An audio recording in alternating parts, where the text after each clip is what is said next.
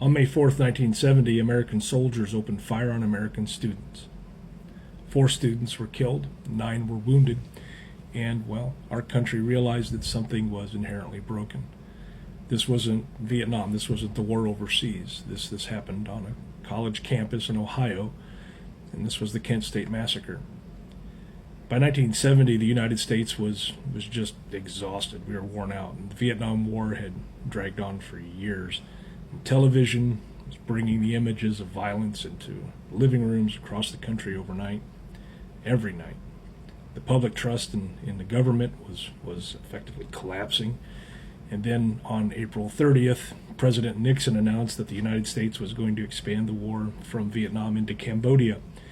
And to many Americans, especially young people, this felt like just an enormous betrayal. And campuses across the country then erupted in protest, and Kent State University was one of them. When the protests began, well, students gathered to protest the war. They were also protesting the draft.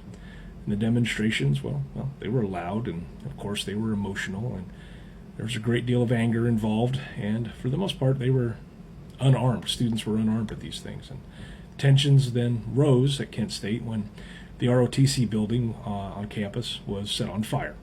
And then the Ohio National Guard was called in. The soldiers arrived with rifles and their bayonets, and by May 4th, the National Guard troops were standing on campus facing students who had believed, they believed they had the right to protest. And what happened next would it changed our country forever. Around noon that day, the National Guardsmen moved toward a group of students, and there was a good deal of confusion. Of course, there's confrontation or shouting. Tear gas was dispensed. And then, without a clear order, the soldiers turned and fired. And that was a fateful 13 seconds. In that 13 seconds, over 30 rounds were fired, and 4 students were killed. Allison Krauss, Jeffrey Miller, Sandra Scher, and William Schroeder. 9 others were wounded. Some of the students were shot in the back. Some were hundreds of feet away. None of the students killed were armed, and 2 of the students killed weren't even part of the protest. The one image that came to define the moment here is here above me, and it's a young woman kneeling beside the body of Jeffrey Miller, she's screaming in horror. The photo ran in newspapers across the country, and it stripped away any illusion that this was a distant conflict. And for the first time, many Americans realized that the tragedy of the war had come home.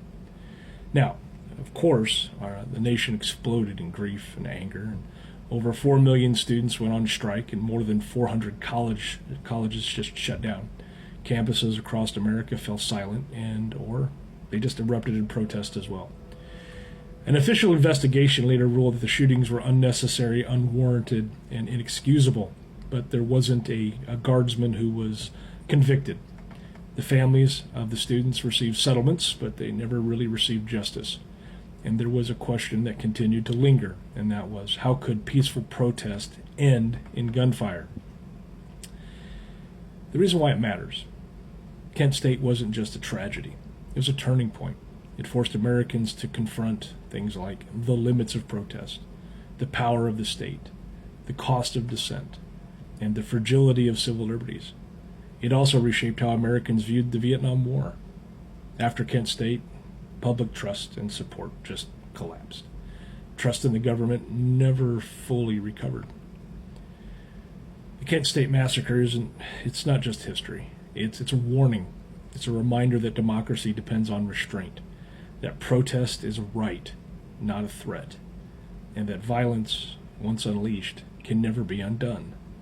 4 students went to class that day and never came home, and our country has been wrestling with what that means ever since.